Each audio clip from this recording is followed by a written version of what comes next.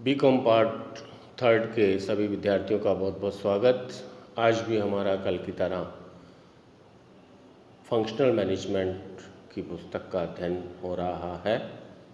कल हमने पढ़ा मानव संसाधन नियोजन का अर्थ और विशेषताएं। उसको समझने के पश्चात अब ज़रूरत इस बात की भी है कि समझा जाए कि मानव संसाधन नियोजन की आवश्यकताएं क्या हैं, पूर्व आवश्यकताएं क्या हैं। अर्थात यदि आप मानव संसाधन नियोजन कर रहे हैं तो कुछ पूर्व आवश्यकताओं को आपको ध्यान रखना होगा। इसे हम मानव संसाधन नियोजन की सफलता के आवश्यक तत्व भी कहते हैं। जैसा कि आपके स्क्रीन पर दिखाई दे रहा है, कुछ बिंदु यहाँ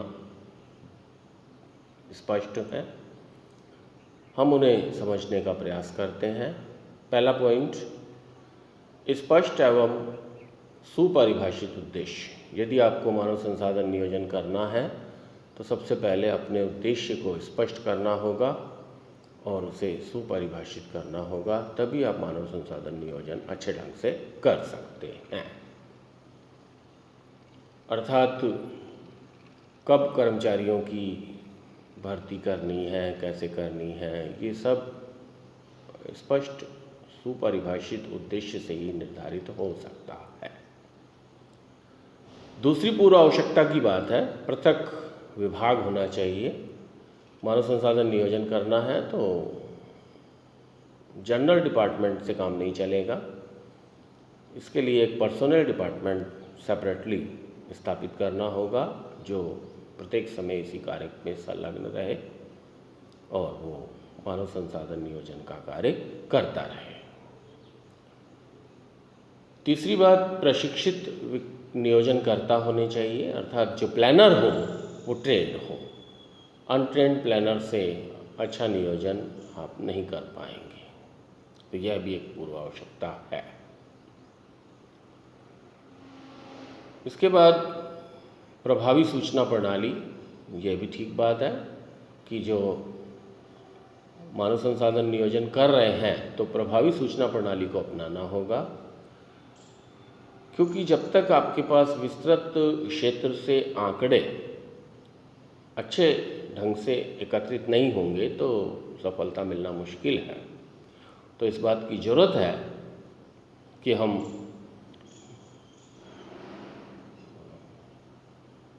जो सूचना प्रणाली है उसको प्रभावी ढंग से अपनाएं ताकि आंकड़े हमें अच्छे ढंग से मिल सके।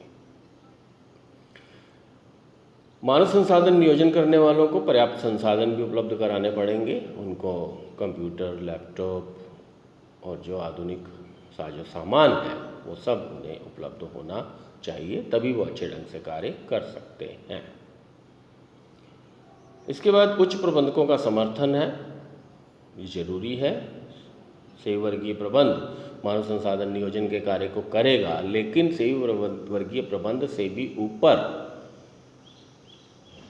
संस्था में प्रबंधक हैं और उन प्रबंधकों का, जिसे हम कह सकते हैं मैनेजिंग डायरेक्टर, चेयरमैन आदि आदि, तो इन सब का भी पर्याप्त सहयोग मिलना चाहिए। उसके बाद संस्था की सेवी वर्गीय नीतियों से समन्वय होना चाहिए, तालमेल होना चाहिए। यानी कि ऐसा नहीं हो सकता कि संस्था की नीतियां कुछ और हों और सेवी वर्गीय नीतियां कुछ और हों, तो ये तालमेल बहुत जरूरी है। समुचित तकनीक को भी अपनाना चाहिए और आजकल अच्छी अच्छी तकनीकें नियोजन के लिए आ रही हैं, चल रही हैं, उनको अपनाया जाए।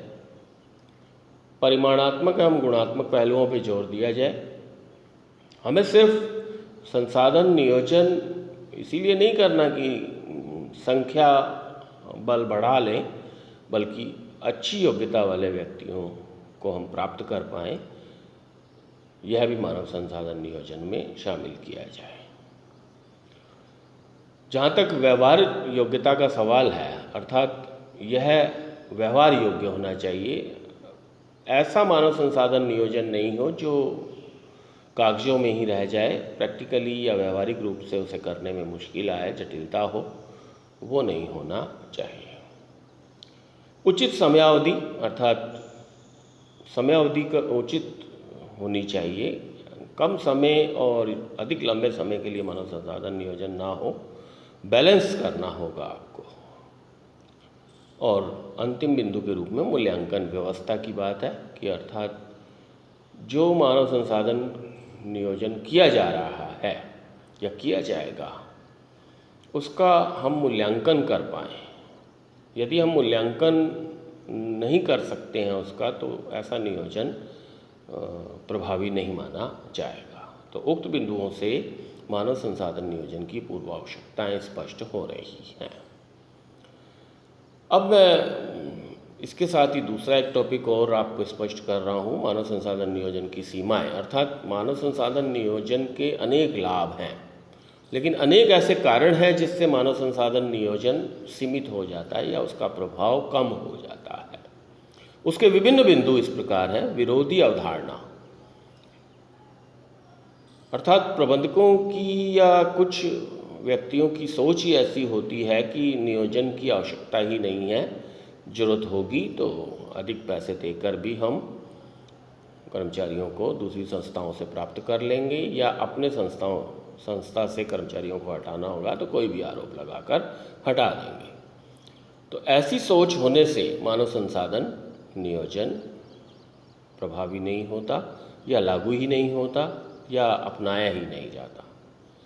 अनुभव का अभाव, बिल्कुल, अर्थात ऐसे लोगों के द्वारा मानव संसाधन नियोजन का कार्य किया जाता है जिनमें एक्सपीरियंस की कमी है, अनुभव नहीं है। विशेषज्ञों का अभाव, मानव संसाधन नियोजन को यदि एक्सपर्ट लोग करेंगे तो मानव संसाधन नियोजन के अधिक लाभ मिलेंगे, लेकिन ऐसा हो नहीं पाता है। और विशेषज्ञों की कमी के कारण मानव संसाधन नियोजन अधिक परिमाणोन्मुखी नहीं होता। सूचनाओं का अभाव, या तो सूचनाएं मिलती नहीं है या आधी अधूरी मिलती हैं, तो उसकी वजह से भी मानव संसाधन नियोजन दुष्प्रभावी हो जाता है। परिवर्तनशील परिस्थितियां, मानव संसाधन नियोजन भविष्य के लिए किया जाता है और परिवर्तनशील परिस्थितियां संस्था के समक्ष रहती हैं, और उन परिवर्तनशील परिस्थितियों में मानव संसाधन नियोजन लागू नहीं हो पाता और अपने प्रभाव नहीं छोड़ पाता, इसलिए भी सीमित हो जाता है। समन्वय का भी अभाव रहता है। दीर्घकालीन एवं अल्पकालीन उद्देश्यों के में संघर्ष रहता है। गुणात्मक एवं परिमाणात्मक विचारधाराओं में संघर्ष रहता है और उचित तकनीक के चयन में कठिनाई और खर्चा अधिक आता है। ये समस्त बिंदु मानव संसाधन नियोजन को सीमित करते हैं। मेरे द्वारा कुछ बिंदुओं की चर्चा कर आपको विषय समझाया गया है। आशा करता हूँ कि आप